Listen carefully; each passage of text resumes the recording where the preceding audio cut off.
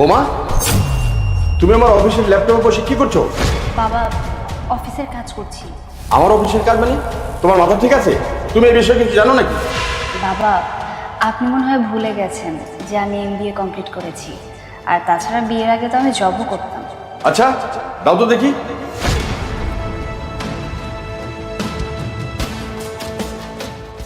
আরে বাহ, তুমি তো আমার অফিসের সব কাজই সেরে ফেলেছো।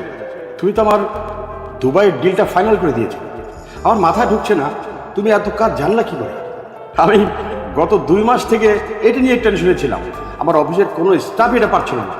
বাবা, আমি খেয়াল করে দেখলাম আপনার এই মেলটা অনেকদিন যাবৎ আনরিড হয়ে পড়ে আছে, রিড করাই হয়নি। সেই জন্য আমি এই মেলটা রিপ্লাই করে দিলাম। কিন্তু মা, এগুলো তো ফ্রেঞ্চ ল্যাঙ্গুয়েজে ছিল। বাবা, আমি যখন MBA কমপ্লিট করেছিলাম তখন কিন্তু আমি ল্যাঙ্গুয়েজ